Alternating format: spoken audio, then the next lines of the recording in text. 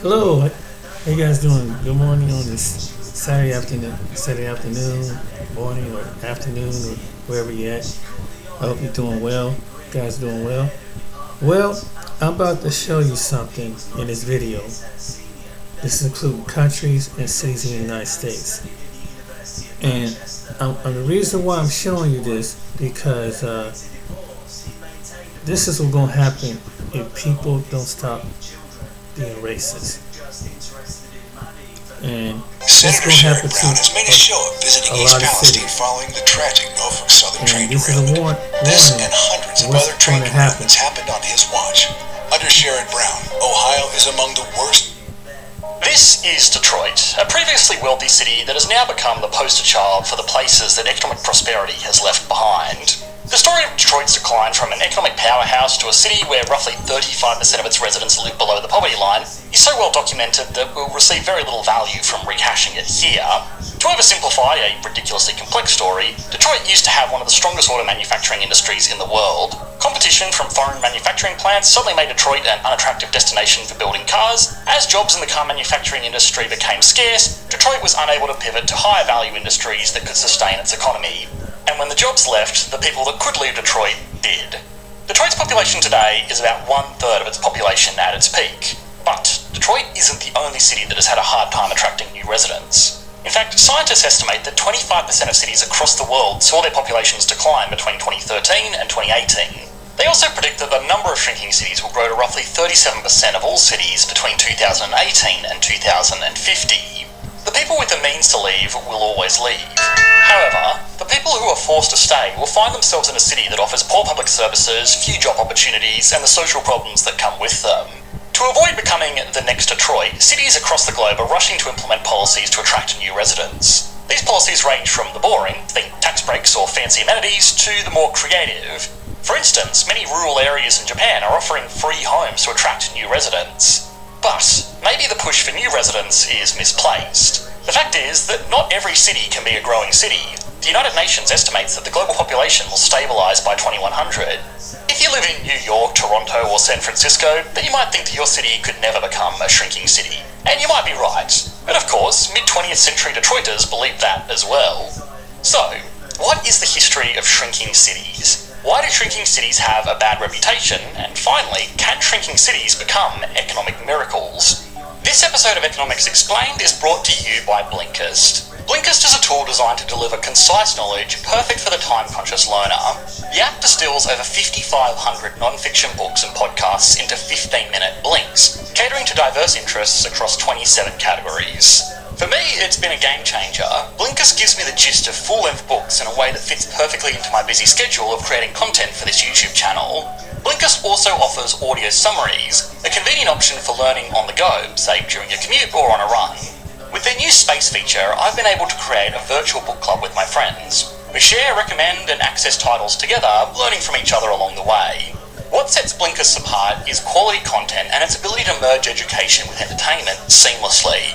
Just recently, I delved into Yuval Harari's 21 Lessons for the 21st Century. It illuminated the fact that despite technological progress, human emotional intelligence remains paramount. I highly suggest this blink to you. Get 25% off Blinkist Premium and start your 7-day free trial by clicking the link in the description.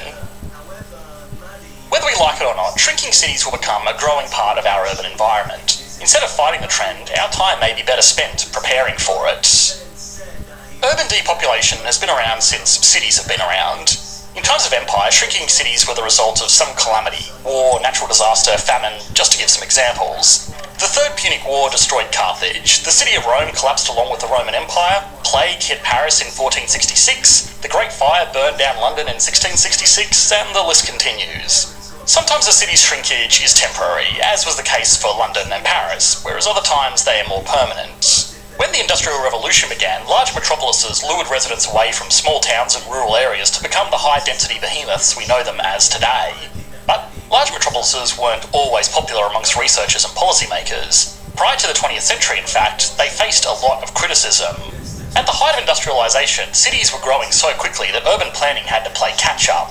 Chicago was a great example of this. In 1840, only about 4,000 people resided in Chicago. 50 years later, that number rose to more than 1 million.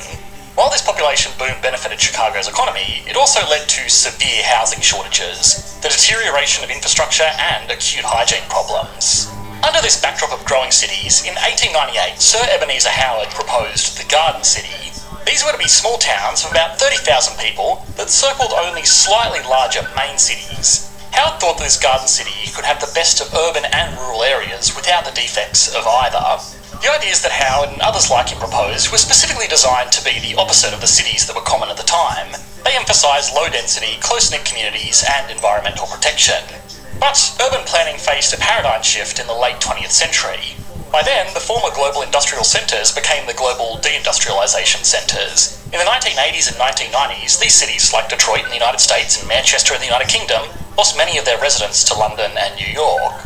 We saw a similar paradigm shift in the post-Soviet Union. Cities from Russia to East Germany to Ukraine all faced acute competition from cities in the West. And because this was the first time that many of these cities had faced any competition at all, they inevitably lost in the fight for residents. When shrinkage becomes associated with economic ruin, urban planners refocus their efforts from promoting city shrinkage to promoting city growth.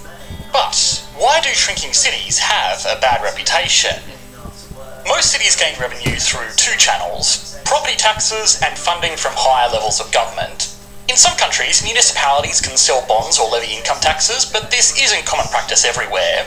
When a population shrinks, the property taxes that the city government receives shrink also, for two reasons. First and most obvious, fewer people means fewer homes to tax. Second and less obvious, fewer people reduces the demand for housing, which lowers the property value for existing homes. And because the property tax is a percentage of a house's value, the total amount paid by current homeowners falls too. As the total taxes that Detroit receives from properties has fallen, it has been forced to increase its tax rate to make up the shortfall. Today, Detroit has one of the highest effective property tax rates in the United States, which adds another layer of difficulty to persuade people to move to Detroit. Government funding is the second source of revenue for cities, and because government funding is usually tied with a city's population size, shrinking cities tend to see their government funds dwindle as their residents leave. In 2022, Detroit launched a legal challenge against the US Census Bureau for underreporting Detroit's population.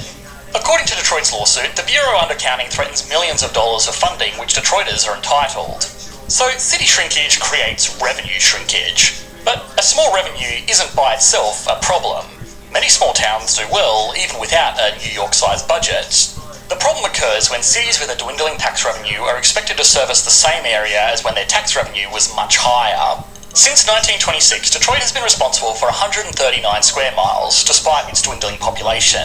Compare that with, say, San Francisco, which has a population of 815,000 residents, but an area of only 46 square miles. However, San Francisco projects that the total funds it will receive in the 2022-2023 fiscal year will be close to $14 billion, whereas Detroit projects that those funds will sum to around $2.5 billion. This translates to $14 million per square mile in revenue for Detroit, but $280 million per square mile in revenue for San Francisco. It is much easier for San Francisco to service its 46 square miles than it is for Detroit to service their 139 square miles. That Detroit must service the same land area despite its shrinking tax revenue makes maintaining infrastructure and city services especially challenging. This often leads to damaged infrastructure, abandoned buildings, and poor public services. Damaged infrastructure makes it difficult to attract new companies, abandoned buildings often attract more crime, and poor public services incentivise current residents to move to cities where their services are better. The second issue with city shrinkage is employment shrinkage. When populations decline, fewer residents are able to perform the duties that local companies demand. This forces companies to relocate, possibly to the city where their former workforce is gone. The residents remaining in a shrinking city are also usually older and less educated than the ones with the means to leave. This makes attracting companies challenging because the city lacks the human capital that companies need to grow. These types of shrinkages in revenue and in job opportunities makes a difficult situation even worse. Those who remain in a shrinking city tend to be low-income households who are more reliant on city resources than those who left. Because a lot of tax revenue must be spent on caring for low-income households, there is little left over to reinvest into the city. So while public infrastructure and investments to attract new residents are neglected, urban decline worsens, which means more money must be funneled into social services, and so the spiral continues. As a result, the shrinking city falls into a shrinking trap that is difficult to escape despite their best efforts. Thus, can shrinking cities become economic miracles? With all the potential harm that comes from shrinkage, it's no wonder that many cities are trying to buck the trend. In 2000, 2011, three of Detroit's largest employers in Midtown, just north of downtown Detroit, implemented an incentive program called Live Midtown to attract new residents and retain the residents already there. The incentives included rental assistance, forgivable loans for a down payment on a house, and a home renovation allowance. The program succeeded. From 2011 to 2015, Live Midtown is credited with attracting 1,000 residents to the area. This is in spite of the fact that Detroit has still lost residents during that time. It also seems that a diverse population took advantage of the subsidies that Live Midtown offered. Gentrification has always been a concern amongst Detroit residents as companies and policymakers attempt to revitalise the city. Policies will have to be well thought out to ensure that they benefit as many groups as possible. But there's also a question of if incentives will work for every shrinking city. Take rural areas in Japan, for instance. Japan has one of the lowest fertility rates in the world. Japan also has some of the lowest levels of immigration amongst developed countries. Providing cheap homes is a good way to attract residents from other parts of Japan, but this doesn't do shrinking cities in Japan much good when the country's entire population is shrinking. Cities competing with each other for a limited number of total residents does not solve the underlying issues of low fertility rates coupled with low immigration. Of course, cities have no say in a country's immigration policies. Yes, incentives like loan forgiveness programs and free homes can be helpful, but they may have unintended consequences.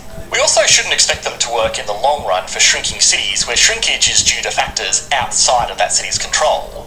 But maybe we don't need to reverse the trend of shrinking cities in the first place. The reality is, shrinking cities are here to stay. Rather than accepting that city shrinkage is linked to economic decline, we can instead consider ways for a city to prosper even with a declining population. When we think of population decline, we tend to think of economic ruin, but the two don't always go hand in hand. In fact, New Orleans is a great example of the two diverging. According to a 2019 paper, 27% of the 886 shrinking cities in the United States between 1980 and 2010 had median incomes higher than their regional average. Also, 97% of these prosperous shrinking cities had a higher proportion of residents with at least a bachelor's degree than their regional average. This same study also finds no significant relationship between income and the severity of city shrinkage. These statistics might be head-scratching at first, but they actually make a lot of sense. Some residents may be attracted to shrinking cities for the same reason that others are repelled by them. For instance, shrinking cities have much less road congestion than dense cities, and yes, shrinking cities can create many vacant homes, but this makes the remaining homes more affordable for new residents. Now, all of this isn't to put lipstick on a pig. The issues with shrinking cities that we mentioned before, shrinking tax revenues and a shrinking supply of jobs, still stand. But the point here is to push urban planners to leverage the advantages that shrinking cities have over growing cities. When we look at city shrinkage through that lens, then we can start to think about smart shrinkage. In a nutshell, smart shrinkage is the idea that policymakers should build for less. Instead of building more homes in the hopes of attracting people, convert empty residential areas into green spaces accessible to everyone. Instead of constructing more roads, build parks. By reducing the infrastructure that shrinking cities have to manage, they can instead channel more of their funds into maintaining the infrastructure that they had previously neglected. Of course, not every shrinking city can be successful, just like not every growing city can be successful. Although a quarter of shrinking cities in the United States are performing better than their peers, that still leaves 3/4 of shrinking cities trailing behind. However, we can look at what those success stories are doing well and then set up other cities to replicate their achievements. One observation that the researchers made was that most of these prosperous shrinking cities, 86%, were nearby large metropolitan areas. This emphasises the importance of having an anchor city that supports these smaller regions. Not every shrinking city can neighbour a large metropolis, but with support from higher levels of government, shrinking cities can establish stronger economic ties with their closest economic juggernaut. In some ways, urban planning may take a page out of the garden city we mentioned earlier, where smaller communities circle larger cities. When thinking about shrinking cities, we should remember that Detroit used to have close to 2 million people. By all estimates, it was on track to be one of the most significant cities in the United States, maybe even the world. Today's bustling metropolises could be tomorrow's cautionary tales. If that sounds bleak, you may appreciate the perspective of smart shrinkage. Population decline doesn't have to parallel economic decline. Smart shrinkage recognises that the world's population... Google Fi Wireless is making it simple and risk-free to see if it's right for you. Get our free 7-day trial. It works a lot.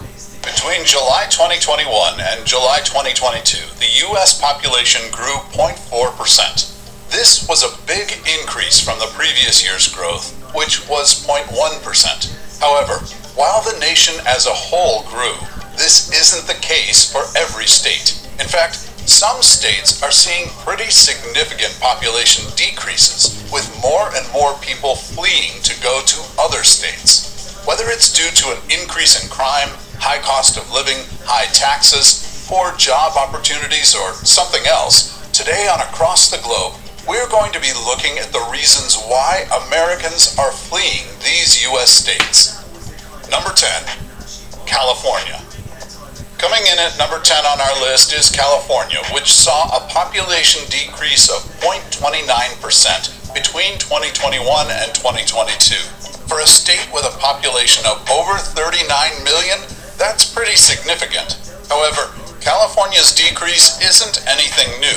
The Golden State's population has been on the decline since 2020, when the pandemic began and people quickly began moving away. The reasons for this are varied, but one of the biggest factors is the high cost of living. Most of this specifically has to do with the combination of demand for homes outpacing supply, along with a lack of affordable housing. Zillow, for instance, estimates that the average worth of a home in California is almost $742,000, far above the national home value of approximately $348,000. And with the median California household income being around $84,000, there clearly aren't a whole lot of households who can afford to buy here. While housing is the primary cause behind California's population decrease, there are secondary factors contributing to this exodus as well. These include issues like high taxes, an increase in crime, homelessness, and congestion. Number 9, Rhode Island. Rhode Island may be a tiny state, but its population decrease isn't. In fact, the state saw a 0.3% decline between 2021 and 2022. The reasons for this aren't as cut and dry as we just saw in California, where the primary driver of people leaving the state is the high cost of living. And in fact, for a while people thought that Rhode Island's population was increasing, as the census actually overcounted the state's population by an estimated 50,000 to 60,000 people. But all that aside, the main reasons that people are leaving Rhode Island have to do with the slow economic growth, the ability for people to work remotely, and a high cost of housing. When it comes to slow economic growth, Rhode Island has struggled to bounce back after the pandemic. This situation has been so significant that there were even fears for a while that Rhode Island might experience a recession. While that forecast has since changed, and economists now predict that Rhode Island will only see slow growth is still not a good thing. Additionally, the state's unemployment rate is expected to increase from 3.1% in March of 2023 to 3.2% by the end of 2023 and 3.8% in 2024. Then there's remote work. That one is pretty self-explanatory. Essentially, some people have just decided to embrace the freedom of remote work by leaving the state altogether. Finally, in terms of housing, while it's not quite as high to buy a home in Rhode Island as it is in California, that doesn't mean that it's cheap either. Here, Zillow estimates the average home value to be $435,000, which is still significantly above the national average. Number 8, Pennsylvania. Pennsylvania is yet another state that has seen a significant population decline in recent years, at 0.31%.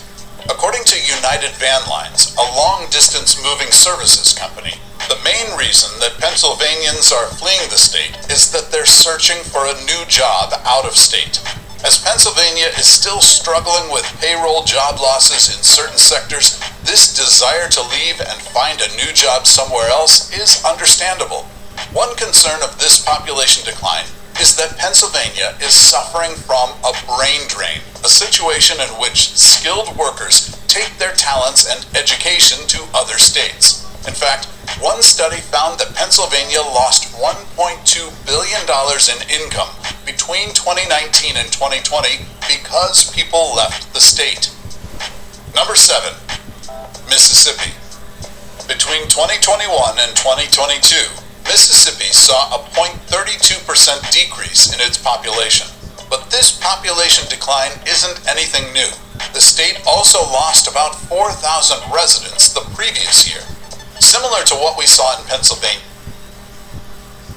Lumify. I can't take my eyes off my eyes. My go-to is Lumify eye drops. Lumify Similar to what we saw in Pennsylvania, most of the people leaving are working age, and they're leaving to find better opportunities, along with better amenities elsewhere. According to the University of Mississippi News, Mississippi is failing to retain these workers because the state lacks strong health care, good public schools, and even amenities like solid internet access. In fact, U.S. News and World Report ranked Mississippi number 48 out of all 50 states when it comes to the quality of the state's internet access. Perhaps unsurprisingly, most of this decline is happening in more rural areas where Mississippi's larger cities have actually seen growth. Number 6. Oregon. Oregon is yet another state that has seen far more people leaving than moving to it. Overall, Oregon has seen a population decrease of 0.4%. While most of this decline is from people leaving Portland and the surrounding Multnomah County, the entire state is seeing a decline. For instance, between 2021 and 2022, 21 of Oregon's 36 counties lost more residents than it gained.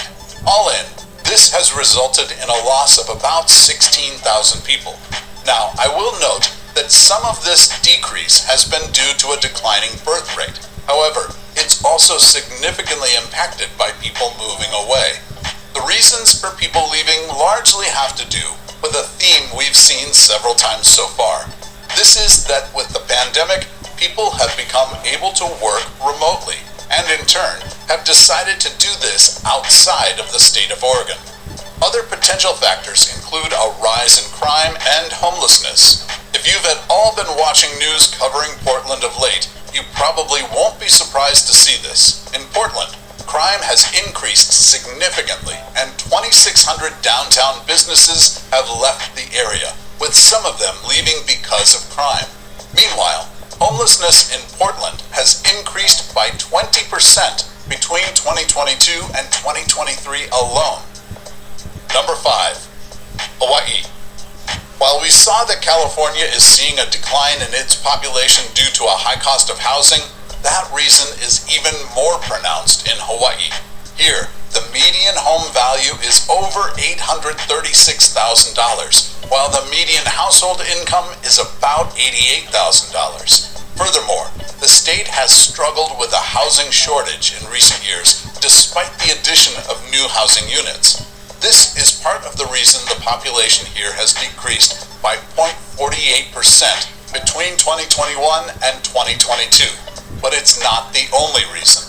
In fact, the state saw a significant decline in its population due to the pandemic when tourism on the island, which accounts for 21% of the state's economy, was pretty much decimated.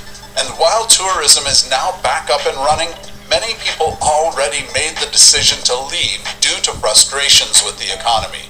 Unfortunately, predictions reveal that Hawaii's population decline does not show signs of slowing down. Number 4. West Virginia. Between 2021 and 2022, West Virginia saw a population decrease of 0.58%, putting it at number 4 on our list of states that Americans are fleeing. Like some of the other states on this list, this isn't a recent phenomenon. In fact, West Virginia has seen a population decline for several decades at this point. Yes, I said decades. But that's a much larger topic than what we're going to cover in today's video. Today, we're going to be focusing on the state's most recent decline, in which it saw a loss of about 10,370 people. Most of this, as we saw with Mississippi and Pennsylvania, has been due to brain drain or working-age people with skills leaving the state instead of staying here to work.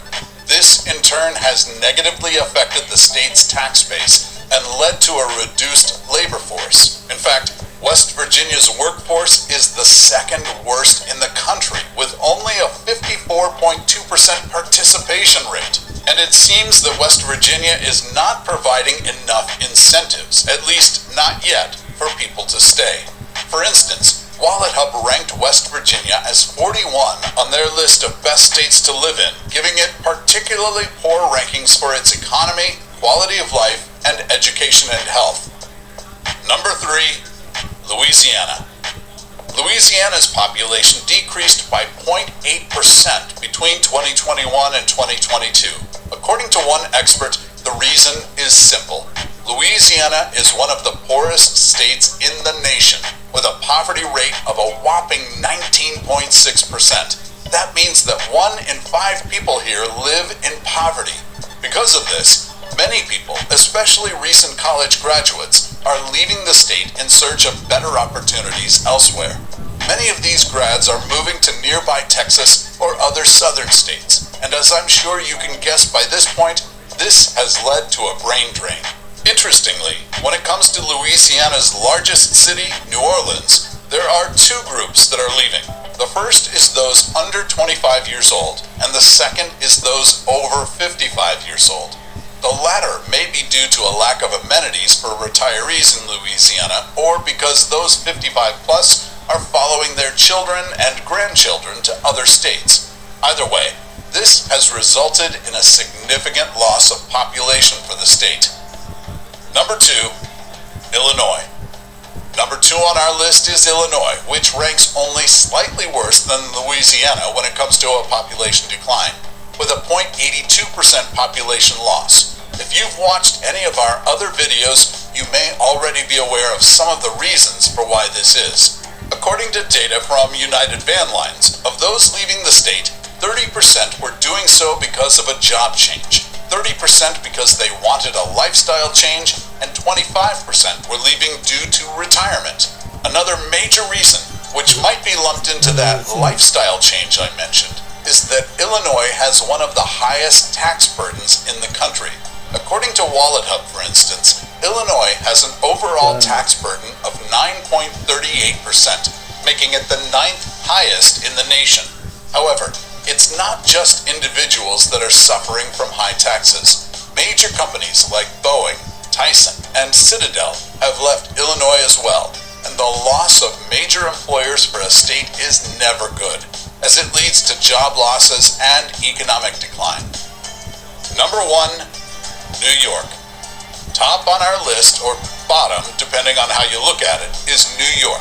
Between July 2021 and July 2022, New York's population decreased by 0.91%. Like pretty much every other state on this list, the reasons for this exodus are complex and vary depending on the individual, but the top factors influencing people to leave appear to be retirement reasons, desire for a lifestyle change, a new job, health reasons, and high cost of living.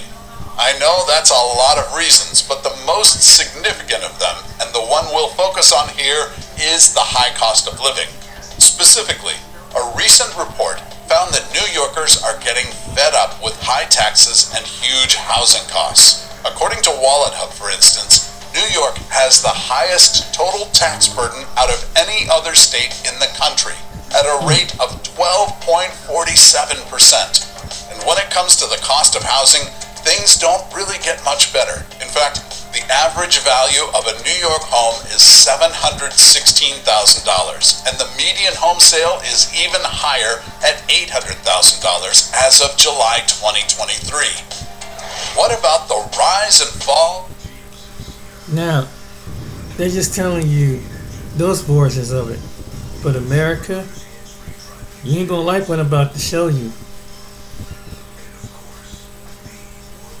Racism is a haunting shadow that has stretched across America's landscape for centuries. From the days of colonialism to the present, this insidious issue has seeped into the very fabric of our nation. But just how long has America been grappling with this relentless adversary? To understand the scope of American racism, we must first recognize that it has been an unfortunate part of the nation's history since its inception. From the horrors of slavery and the displacement of indigenous populations to Jim Crow laws and segregation, racism has left an indelible mark on this country. America's journey to confront racism reached a pivotal moment during the civil rights movement of the 1950s and 1960s. Activists like Martin Luther King Jr. and Rosa Parks courageously fought for equal rights and challenged the deeply entrenched racist systems. Despite significant progress, racism continues to persist in various forms today. It manifests in disparities in education, criminal justice, employment, and more. It also often rears its head in the form of microaggressions and unconscious bias, which can be just as insidious. The struggle against racism is ongoing, and its impact is felt in every corner of the United States. Today, we'll take a closer look at 10 different states to understand the unique challenges and progress they've made in the fight against racism.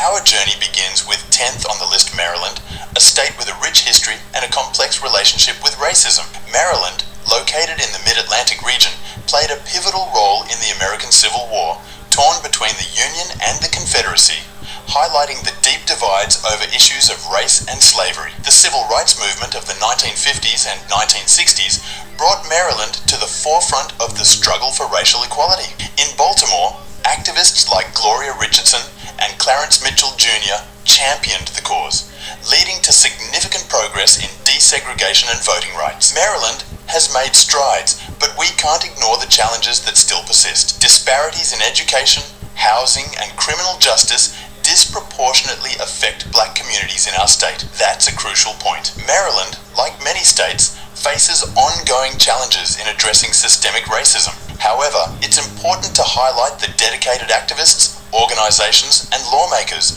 who are working tirelessly to combat racism and promote equality. Our exploration continues as we head to number 9th West Virginia, a state with its own unique history and challenges regarding racism. West Virginia, often associated with its predominantly white population, is not exempt from the complex issues of racism that persist in America. During the Civil Rights era, West Virginia experienced its own struggles for racial equality. Activists like Leon Sullivan and Joan Browning fought for desegregation and equal opportunities for black residents, leaving a lasting impact on the state. While West Virginia may not have faced the same level of racial tensions as some other states, it still has work to do. We've seen improvements in certain areas, but racial disparities, particularly in healthcare and education, continue to exist. Indeed, racial disparities persist in many aspects of life, including education, employment, and healthcare. It's essential to acknowledge these challenges to work towards a more inclusive future. On number 8, we have Arkansas,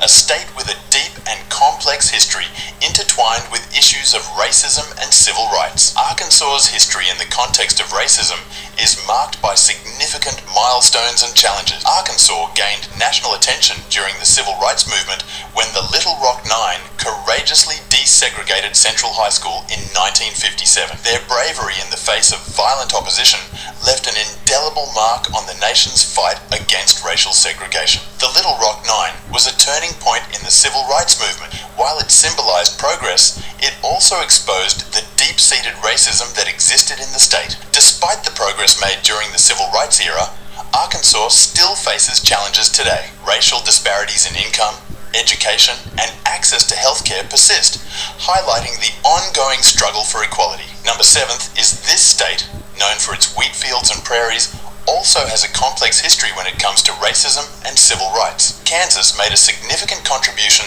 to the fight against racism with the historic Brown v. Board of Education case in 1954. This landmark Supreme Court decision declared racial segregation in public schools unconstitutional, setting the stage for broader desegregation efforts across the country. Brown v. Board of Education was a watershed moment in the civil rights movement. It demonstrated that the struggle for racial equality was not limited to the South, but was a nationwide issue. Continuing our exploration, we now journey to 6th state Wisconsin, a state known for its beautiful landscapes and vibrant community. However, like many places across America, Wisconsin grapples with its own challenges related to racism. During the civil rights movement, Wisconsin played a role in supporting the struggle for racial equality. Activists in cities like Milwaukee and Madison participated in marches, protests, and advocacy efforts. While Wisconsin has a proud history of civil rights activism, we're not immune to contemporary challenges. Racial disparities exist in areas such as education, criminal justice, and housing. Indeed, Wisconsin faces ongoing challenges in addressing systemic racism. However, it's also home to passionate activists, community organizations, and policymakers dedicated to creating a more equitable future. Our next destination on number 5 is Hawaii, a state celebrated for its diverse culture and breathtaking scenery. Hawaii offers a unique perspective on racism in a multicultural paradise. Hawaii's history is marked by the harmonious coexistence of diverse ethnicities and cultures. However, even in this diverse paradise, issues of racial discrimination and inequality persist. Hawaii's story serves as a reminder that diversity alone is not enough to combat racism. It requires active efforts to address disparities, promote cultural understanding, and protect indigenous rights. Next, we head to number 4, Mississippi, a state deeply intertwined with the history of racial discrimination and the civil rights movement. Mississippi's journey towards racial equality has been fraught with challenges. Mississippi was a focal point of the civil rights movement, with activists like Medgar Evers and Fannie Lou Hamer leading the charge. Their sacrifices helped bring about change. Mississippi has made progress, but racial disparities persist in areas like education, poverty, and access to healthcare. The legacy of segregation still lingers. Despite these challenges, Mississippians are actively engaged in addressing racism through community initiatives, education, and advocacy for policy changes. Our third stop in the list, we have Maine, a state located in the far northeast, often seen as distant from the issues of racism. However, Maine has its own story to tell. While Maine may not have the same history of racial discrimination as some other states, it is not exempt from the challenges of racism. Communities in Maine face issues related to racial disparities. Maine's story reminds us that racism exists even in seemingly homogeneous communities, and highlights the importance of addressing these issues wherever they may arise. On number 2, we are exploring South Dakota, a state with a unique blend of cultures, including a significant Native American population. South Dakota's history and contemporary challenges provide a critical perspective on racism. South Dakota has a rich Native American heritage, but it's also faced challenges like the forced removal of indigenous people from their ancestral land. The state has seen powerful Native American activism, such as the American Indian movement, fighting for justice and sovereignty. Our final destination is Delaware, a small but historically significant state in the ongoing fight against racism. Delaware's history is deeply intertwined with the broader struggle for civil rights. Delaware played a critical role in the civil rights movement, with activists like Louis Redding advocating for equal educational opportunities and fair housing. Delaware's history is a testament to the resilience of activists who pushed for change. However, like many states, it still faces disparities in education and access to economic opportunities. As we conclude our eye-opening journey through these 10 diverse states, it's clear that racism is not a regional issue. It's a deeply embedded nationwide challenge. But remember, awareness and dialogue are the first steps towards meaningful change. By sharing In Racine, Wisconsin, there exists a startling racial disparity, where black residents are 12 times more likely to end up in prison compared to white residents. Another distressing example is a town in Arkansas, which currently serves as the modern-day headquarters for the Ku Klux Klan. These are just 2 instances that underscore the issue of racism in the United States. Today, we will delve into the 10 most racist cities in America, aiming to understand the root causes and consequences of such racial disparities. Number 10. Danville, Illinois. Danville's history includes racially motivated riots and street fights in the 1800s and early 1900s. While physical confrontations have decreased, racism still lingers. In May 2022, a White Lives Matter sign sparked protest, and a gunman, allegedly fueled by racism, shot 13 people in a predominantly black neighborhood. Census data highlights significant racial disparities in education, income, and health, with a wide gap between white and black residents. For instance, while 75% of white families own homes, only about 31% of black families do. Personal experiences of discrimination are also shared by visitors, recounting an unfortunate encounter with the local inn. Number 9. Rochester, New York. Rochester a city with a rich history, also has a darker side when it comes to racism. One notable incident that highlights the alarming level of racism in the city was a racist party thrown by a wealthy Rochester couple in July 2022. This event raised concerns about the prevalent racism and intolerance in the city. Racial disparities in Rochester are deeper and broader than in New York and the US as a whole. The city struggles with significant disparities in poverty rates among different racial groups. African American children are over 4 times as likely as whites to live in poverty, and Latino children experience poverty at a rate of more than 3.5 times that of white children.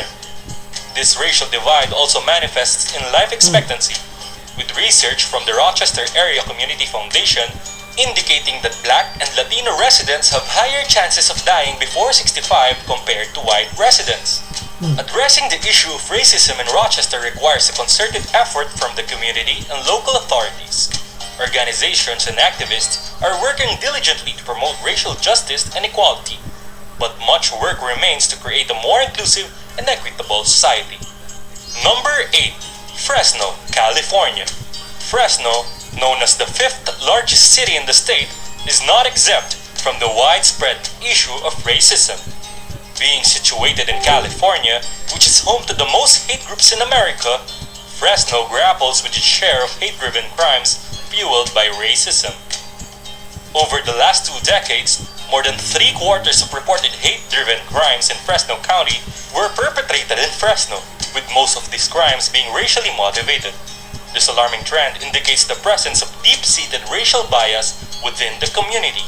The racial divide in Fresno becomes evident when analyzing economic disparities between different racial groups. The south side of Fresno, which is predominantly inhabited by communities of color, is a low-income neighborhood where many residents live below the poverty line. In contrast, the north side of Fresno, home to the white population, exhibits a higher median family income and home ownership rates. Number 7. Trenton, New Jersey. Trenton, the capital city of New Jersey, has experienced its share of racial profiling and police brutality incidents. In March 2022, an unarmed black man, Jajawan R. Henderson, became a victim of racial injustice after being shot and paralyzed by officers from the Trenton Police Department while reaching for an iced tea in his car. Beyond incidents of police brutality, systematic racism is evident in areas such as housing, employment, and healthcare. During the pandemic, studies showed that Hispanic New Jerseyans were most likely to contract the virus, and Black New Jerseyans were more likely to die or be hospitalized from the virus than other residents. The root causes of racism in Trenton can be traced back to deeply rooted institutional biases that continue to shape the city's racial dynamics. Addressing these issues requires a multifaceted approach involving both policy changes and community engagement. Number 6. Peoria, Illinois. Peoria has recently gained notoriety for various incidents of racism, from an assistant fire chief using a racial slur on camera to a racist post on Facebook about the Super Bowl halftime performance by the president of an indigenous insurance company. The city has seen its fair share of racist incidents. As is common in many racially divided cities, Peoria exhibits a clear divide between the white population and residents of color.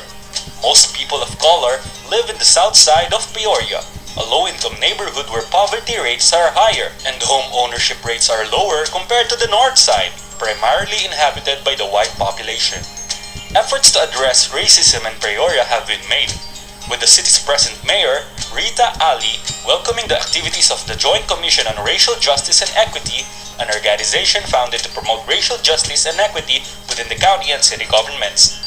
However, transforming a city's racial dynamics requires persistent and continuous work from all segments of society. Number 5. Racine, Wisconsin.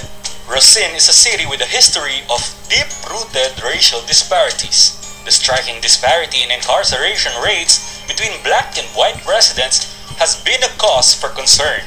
Studies show that the black residents in Racine are 12 times more likely to be incarcerated than white residents. These disparities are not limited to the criminal justice system, but extend to other aspects of life such as education, income, and health. Education, income, and health disparities have become a defining feature of Racine. Census figures have revealed significant gaps between white and black residents in home ownership rates and income levels. While 75% of white families in Racine are homeowners, only about 31% of black families own their homes. Additionally, about 20% of the white population in Racine lives below the poverty line, while nearly 50% of the black population falls below the poverty line. These numbers are further reinforced by the personal experiences of individuals who have encountered racism in Racine. Visitors of color have shared their stories of discrimination and unwelcoming experiences, illustrating the challenges faced by people of color in this city. Number 4. Naperville, Illinois. Illinois makes its third appearance on this list, with Naperville, another city grappling with issues of racism. In 2019, a disturbing incident occurred at the Naperville Buffalo Wild Wings, where a group of black patrons was asked to move to a different table due to a white patron's discomfort. Just a year later, an incident involving racist comments directed at Naperville's Asian residents during a council meeting further underscored the presence of racism in the city. Apart from these incidents, economic disparities reveal a clear racial divide in Naperville. Despite being a minority group in the city, black people are almost 3 times more likely to live below the poverty line compared to white residents. Moreover, the city has faced accusations of being a sundown town, where policies stifling businesses owned by people of color have further contributed to racial tensions. Addressing the issue of racism in Naperville requires a collective effort from the community and local authorities. Recognizing and challenging systemic racism is crucial to foster an inclusive and equitable environment for all residents. Number 3. Milwaukee, Waukesha, West Allis, Wisconsin. Milwaukee and its neighboring cities, Waukesha and West Allis, have consistently ranked high in racial disparities, making the region one of the most racially divided metropolitan areas in America. A survey conducted by Suffolk University revealed significant disparities in perceptions of the city among white and black respondents. While most white people voted the city as excellent or good, 80% of black respondents rated the city as fair or poor. This racial divide manifests in various areas of life, including income, education, and healthcare. Milwaukee is known for being one of the most segregated cities in the country between black and white populations. The city's history, marked by racial tensions, has left a lasting impact on the community, leading to disparities in education levels, maternal and infant mortality rates, disabilities, and unemployment. Addressing racial disparities in Milwaukee, Waukesha, West Allis requires a comprehensive approach, involving reforms in various institutions and a commitment from all segments of society to promote racial equity. Number 2. Harrison, Arkansas. Harrison, Arkansas holds a dark and unsettling reputation when it comes to racism. Previously known as a sundown town, where black Americans faced threats of death if they were found outside after dusk, the city has a long history of racial tension. During the late 20th and early 21st centuries, the city witnessed an influx of several white supremacist organizations, further contributing to its negative reputation. Harrison's association with the modern-day Ku Klux Klan, which is headquartered in nearby Zinc, adds to the city's troubling reputation. Census data reflects the city's overwhelming white population, with a mere 8 black residents, most of whom live below the poverty line. A visit to Harrison would reveal the controversial billboards that read, "White Pride Radio" and "Anti-racist is a code for anti-white," further demonstrating the city's unwelcoming atmosphere for people of color. While Harrison has faced significant challenges related to racism, there are efforts by the government and well-meaning citizens to address the city's racist history. The Harrison Community Task Force on Race Relations was established to promote racial justice and equity, aiming to bring positive change to the city's racial dynamics. Number 1. Waterloo, Cedar Falls, Iowa. Waterloo, Cedar Falls, Iowa stands out as the city with the largest social and economic disparities along racial lines, according to a study by 24/7 Wall Street. The study took into account gaps in income, unemployment, and home ownership rates, highlighting the glaring disparities between black and white residents. The black unemployment rate in Waterloo is over 5 times higher than the white unemployment rate, indicating significant barriers to employment for people of color. Additionally, the home ownership rate among black residents is significantly lower than that of white residents. While 73.2% of white residents own their homes, only about 32.8% of black residents can say the same. While some sources have challenged these statistics, claiming that the gap is no longer as wide, it is undeniable that racial disparities persist in Waterloo. As recently as 2021, incidents involving derogatory language used against high school basketball players at Waterloo East High School further highlighted the ongoing racial bias within the community. To address the deeply rooted racial disparities in Waterloo Cedar Falls, concerted effort is needed from the community, local authorities, and organizations dedicated to promoting racial justice and equity.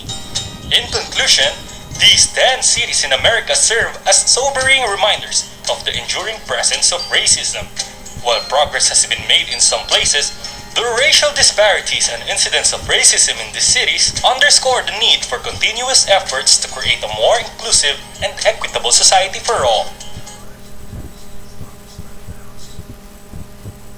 Hey Lucy, you've got new deliveries again. Why are you always buying so much stuff? I bought all this on Teamwork.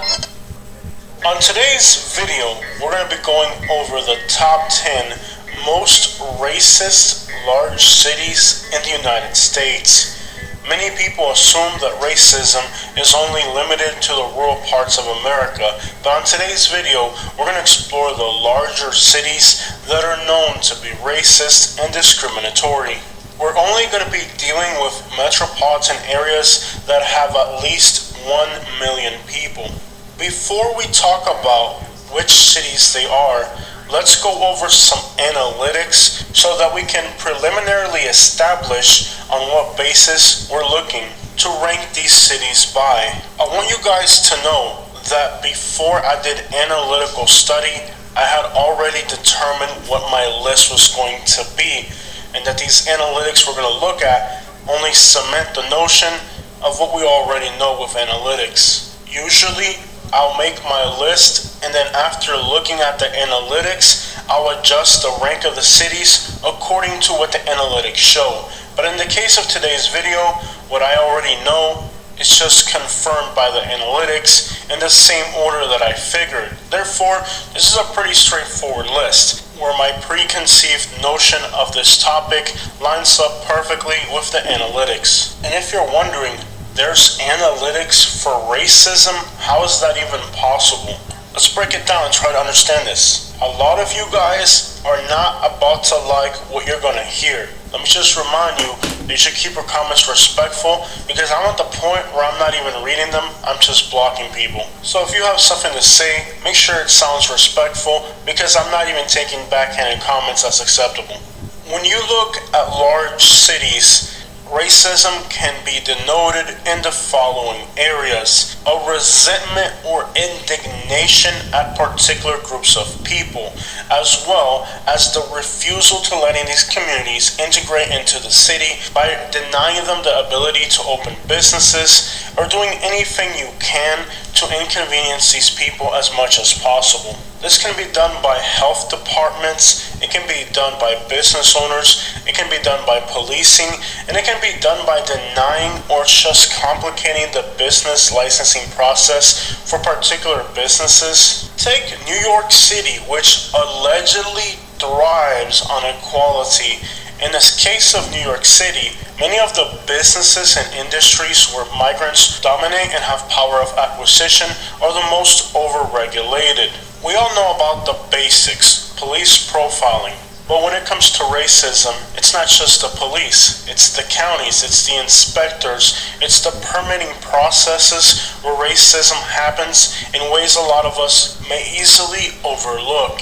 Categories like inspections and permit processes, where migrant businesses are forced to uphold even the most irrelevant regulations, while business owners that are not being marginalized happen to fly through with all types of violations. Even the cities in the United States where migrants have a strong and powerful community, places like San Diego, San Francisco, and New York, and a lot of industries, small business owners have to pay an extortion fee to local city and county if they don't want to have their small businesses violated to the ground with excessive fines and enforcement of regulations. When you look at New York City, for example, Brooklyn, the Italian community is very resentful of the Asian American community and their ability to have acquisition power and buy up entire sections of the city. So the notion that racism doesn't exist in large American cities is completely faulty, and that most people in large American cities don't even understand how racism works. They think that racism is a particular, basically the average person is fighting a culture war, not aware of the fact that it's really a class war. Take the city of Tampa celebrating that they hired a Puerto Rican police officer. However, they mentioned the districts that he's going to be patrolling a predominantly Mexican area. So backhandedly, on one side, they make it seem like they're doing inclusion and celebrating Puerto Rican heritage by announcing that they hired a Puerto Rican police officer. However, what they're really doing is instigating a race war or a culture war between the Puerto Rican and the Mexican communities in Tampa. This is exactly what the city of Fort Myers did by having Cuban police officers patrolling a predominantly Guatemalan neighborhood, which is now spilled into almost a race war between Guatemalans and Cubans in Southwest Florida. By instigating these minorities to go against each other, they're able to use these minority groups as a racial buffer in their own personal racial war. So when we look at cities like Tampa that are supposed to have more inclusion because they have Cuban or Puerto Rican police officers, what they're really doing is using these people as toilet paper to fight their war for them. Quite simply, the vast majority of people of Hispanic background are not aware of how entrenched racism is in the United States, and they play fairly easy victims in their ignorance to understand the broader scope of the situation. It's like stepping into a soccer game and convincing players of the other team that they're really on your team. But when the game's over, they're not walking away with your trophy. They're going back in defeat to the same communities that they abandoned. People living in cities simply do not realize how they're dealing with racism, where it's coming from, or even what team of racism they're on. Oh no, we're not racist at all. We love you and you're welcome here, and here's a little token to let you know we love you. Take the Cuban community now. They're releasing a Cuban commemorative quarter for the United States Mint, even though everything they've done in the last few years has been nothing but detrimental to the Cuban American community. But that's how they play with your loyalty. They clown you, they disadvantage you, and then they give you a little token to say, oh no, we love you, we don't have, oh no, we're going to issue a quarter for y'all. But what's that person really worth? Well, if you're African American in New Mexico, Wisconsin, or Louisiana, you're making less than half what a white person would make. In states like New York and California that are supposed to be including and welcoming and making sure that everything's fair, are actually among the worst states. The state of Maine and Montana just happen to have the most economical inclusion for black people when it comes to the income gap. However, in those areas, the black communities are in urban areas where living costs more, therefore they have to make more money than the average person living in a rural area, which in turn just simply means that it looks like it's more fair, but it's really not. It'd be more fair if the African American communities could live in the rural areas and not have to live in cities. We're gonna give you a little Obama down there, it's gonna make everything right, won't we? So no, Hispanics and minorities are not really being treated better in cities. They're just simply allowed or tolerated better than they would in a rural area. Alright guys, so before we get into our list, on the left are the cities that have the highest foreign-born populations in the United States, and on the right are the cities ranked with the lowest percentage of foreign-born population. The numbers in red indicate the murder rate of these cities. I encourage you to pause the video here and study this, and you'll see that the most dangerous cities in the United States by murder rate just happen to be the cities with the lowest percentages of foreign-born people. And all of the safest cities in the United States have the highest percentage of foreign-born people. Now, the racist people want to promote the ideology that immigrants and foreign-born populations, oh, they're a bunch of criminals, they came here illegally, they're breaking the law, they're invading our country. What are they invading your country with? The safest cities in the country? What are they invading your country with? Safety? Law and order? The ratio between the cities that have the lowest percentage of foreign-born population and compare it to the other spectrum, you're looking at a ratio of 15 to 140. You are about 15 to 140 times more likely to be murdered in a city that has a low foreign-born population than you are in a city that has a lot of migrants. And there's only two outliers: Newark, New Jersey, and Oakland, California. On the other end, Colorado Springs and Lincoln, Nebraska, which goes to show how accurate these analytics portray exactly what I'm telling you. How to say, I don't want law and order. I don't want these immigrants moving here and lowering our murder rates. I want to live in Birmingham or Montgomery where I can get shot and there's no immigrants around to report it. Don't come here lowering our murder rates and making our city safer. We like it just the way it is, Jose. All these illegals are coming here and making my country a better place. Miami is not on our list. If you've wondered, a lot of people say, well, Miami, it doesn't have a high crime rate, it doesn't have a high murder rate.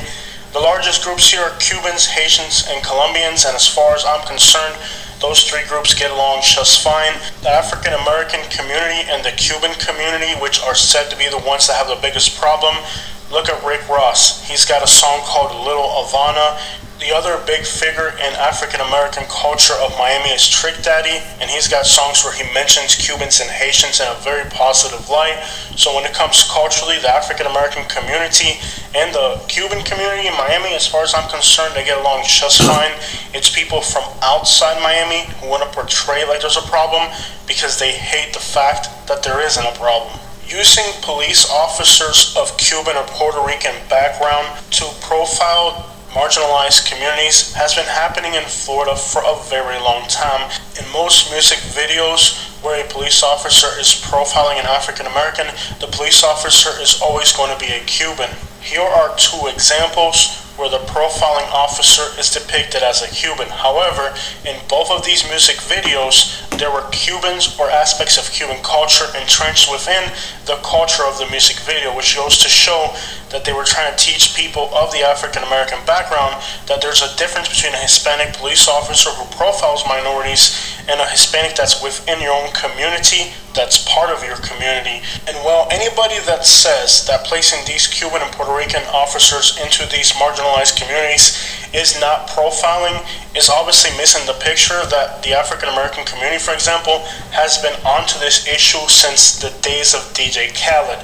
This isn't a new notion, but in Florida, they continue to pin minorities up against each other, and that's how racism works in large American cities. On one side, they're acting like they're embracing your heritage, but on the other side, there's a more sinister side to what they're doing. So don't enter the comment section trying to say that the reason they're putting these Cuban and Puerto Rican officers in these neighborhoods isn't to profile and discriminate these communities. This has been happening in Florida for many years. That's why every single time there's a music video, the profiling police officer is always depicted as a Cuban, not as a white person. Yet despite the fact that most people in South Florida recognize where this is coming from, they continue to perpetrate this covert racism and acting like they're embracing Hispanic, heritage, while they're really in the same process trying to conflict the communities against each other. And that's what people in large cities fail to understand, that there is racism in large cities. It just operates in a very different fashion than what they're being told it should operate in. And just like people in rural areas are being lied to about what Hispanics and migrants do to their communities, they're being told that these Hispanic and migrants are destroying their country and their communities when they're doing the complete opposite. Well, people in the cities are also being lied to in things like policing. where they think, oh, we have a minority officer, that's great, but no, they're really using the officer to do the dirty work. Number 10 is the city of Cincinnati, and remember that these are metropolitan areas with over 1 million people. Hispanic and other migrant communities haven't even been able to integrate into Cincinnati because they're so hostile against outsiders. The city has one of the highest murder rates in the United States, with conflicts between African Americans and whites in the state of Ohio being serious. Southern Ohio is a very racist place, and the city of Cincinnati is right among one of the most racist regions of the country. In this part of the upper Midwest, where black people get paid almost half as much as whites, there's definitely a lot of racial tensions. A black person here is never looked at the same as a white person, and a minority even less. Number 9 is the city of Chicago. Some neighborhoods are so segregated that if you're the wrong race, you could be in trouble. The city of Chicago has a lot of gang violence, and that gang violence is broken down along racial lines. The city of Chicago also has one of the highest murder rates of any large city in the United States, and a lot of times a lot of that murder and crime has to do with gangs that are in fact racially divided. The mentality of people in Chicago on racism is very straightforward. The white people feel they're better, they hate everybody else, and if you've ever talked to somebody who's from Chicago about race, you may be shocked about how blunt they are in their racial ignorance. In this part of the Midwest, whites make significantly more than other races, and most other races here are conflicting amongst each other in gang rivalries, where even where you live is dictated mostly by your race. Number 8 is Boston, Massachusetts. The people here have an ideology of supremacy. They are ignorantly believing that they're better than everybody else. Some of the most racist people I've ever met my entire life come from Boston, and they have no problem talking about their ignorant racial views, even when you have far stopped listening to them. They're ignorant, they feel like they're superior to other people, and Boston is known as a city of racial tensions between Irish, blacks, and many other groups. The city and state are a high earning income area. However, the income doesn't reach everybody fairly, and it never will, because the people in this city are going to make sure that certain people make less and others make more to continue prolonging their racist ideology of supremacy. We took a poll on our channel, and 50% of the people identified Boston as more racist than other cities, but it ranks low on my list because it's only ideological. Unlike number 7, Louisville, Kentucky, where racism has actually turned into violent acts. The city has a high murder rate of 30 per 100,000.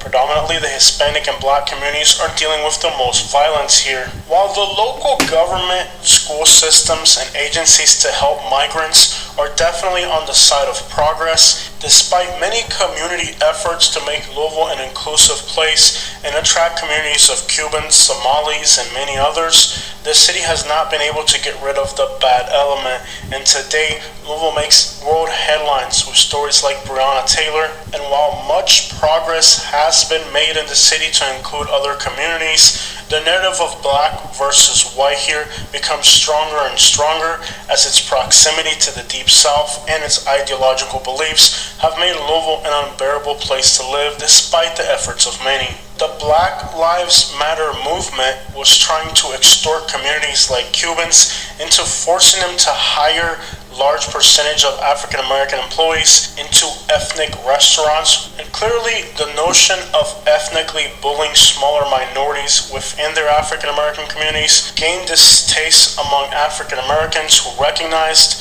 that they were just trying to bully these small groups into giving them jobs they had no intentions of even wanting.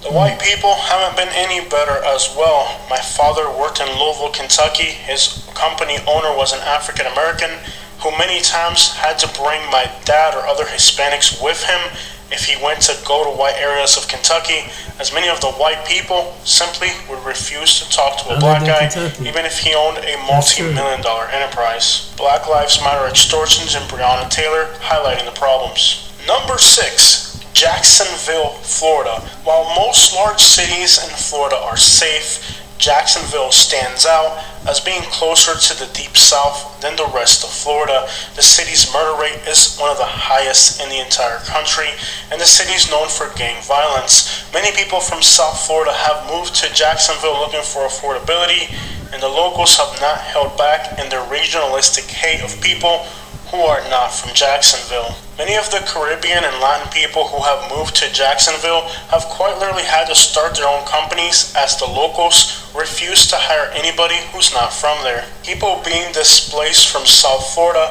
are finding that Jacksonville is hateful, racist, and considerably more dangerous than South Florida. People relocating from New York and California are also noting. I'm gonna stop right here because it's about to come short. You know, the reason why I showed this video is because you can probably go to the rest and watch the rest of his channel. Is that racism is going to be a downfall for a lot of these cities in America, not only in America, but around the different countries in the world. If they don't know how to adapt to the times, everything is all tied in. Everything, population, inclusive as far as different cultures, spending money, just a combination of things. If you don't have a society that a diverse society, what they can understand and bring some people to understand that there's going to be different people, but you can help out each other. If you don't get that in these little-minded people's head, whether it's in America or in different places in the world, you're not going to succeed with just you and the people who think like you. Even overseas, I was making a video how the racist country. Do you know most of those countries that are racist in North Africa and Asia, they're suffering economically? They're suffering economically. The only one that's probably somewhat doing good is Dubai. But you're going to be racist to other people and not welcoming other people that bring in textile and tourism. It's the same go here in America. Keep on being racist. Because, see, you're hurting yourself. You're hurting your future. You're hurting your town. You're hurting your city. Because when people don't come, it's going to affect all the other different services. What that man said, what those content creators said. These ignorant people who don't want to adjust their mind with the time, and this can go out to anybody. This ain't, but mainly you're black or white, whatever. If you stay ignorant, you're not going to succeed in your racism, your bigotry, and your prejudice. Because if the population depopulates, you're going to be stuck. You're like some people in other country, your economy is going to sink. And if your economy is going to sink, people are going to rob each other. If people are going to rob each other, people are going to con each other. And it's going to hurt.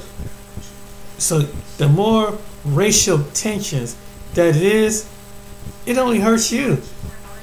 It's going to hurt your city, your town, your state. Arkansas, West Virginia, to your state, Mississippi, you hurt your own self. But you don't even see it's hurting your state. It's hurting the people there, black and white and other people. And it's hurting your tax base. You're willing to hold on to your racism in cities like Louisville, Chicago, and Cincinnati. You're about to depopulate. And you're going to notice in different services. Because if people leave and go to some places where they got sense enough to come together and integrate, and they know, and everybody from the top to the bottom in between. Too bad these people these backward ass Illinois and Wisconsin people don't understand it. If your tax base is high, people fleeing the state. If you won't even treat another person of a different race with respect, how you think you're going to get the help from the government? Because when the population drops, the government dips in more money. And then you're gonna want to blame your politicians. But some your fellow residents is racist. You see how racism clog up everything? I had to how economically, because people go, many people that even look like you will go, because it's like, this is nonsense. And the people that leave these cities and states, they know that no one wants to move forward. Therefore, they get left behind. Therefore, other parts of the country who chooses to move forward advances. I don't understand this. I mean, it's dumb as hell to be racist, and that's including with the other areas of livelihood. You know, cost of living, schools, education, health, and opportunities.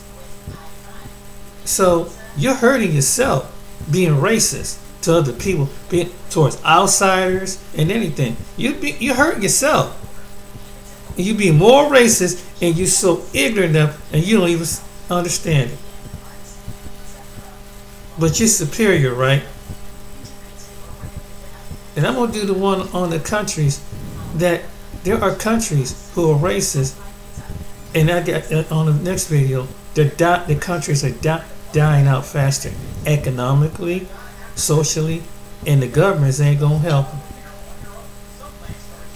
Some of the governments are corrupt, but still, you got these same people being racist to other people who bring tourism, but you don't like it because of the color of the darker of their skin, or another ethnic because they're another ethnic group, and you stupid son of a guns. You don't understand. You're gonna hurt in the end. So go on, keep being stupid and being racist. Keep on being racist. Because the people won't come, the money won't come. The opportunities won't come to build in your city and state in America, like in any part of the world that got this struggle. You're going to see it. Keep on being racist to other people. Keep on being stupid-minded. You're going to see. You see how what the one guy said, Detroit had 2 million people. All of a sudden, boom, it dropped. It's going to happen over time. So these people who are being racist toward their fellow man and fellow and women and children, they're going to suffer. Now what? If you try to get people that think like you, it's not going to last. We're going to keep these outsiders in. Okay, then you're going to suffer. You're not going to advance as a community. You're not going to advance. So this is just a warning. That's why I made this video this long. Maybe there's some people who might come across this video will use who is a bigot. This is for the people who are racist and prejudiced and bigot. You know what I'm saying? That don't like other people. This is to you. You're going to hurt yourself. You're going to hurt your economy.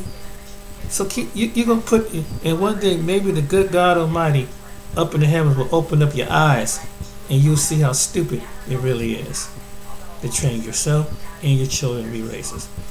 Alright, ladies and gentlemen, excuse the video being long, but hope it get the message, and maybe it'll reach out to cities and towns throughout America and maybe some other parts of the world, that if you don't change your mindset, you're going to lose in the end. This what these content creators was bringing to pass. So may this message be positive. In a way, it may wake up some people. Because you don't, you're going to suffer in the end. For those who are not, stay blessed, and God will bless you in your home. Take care.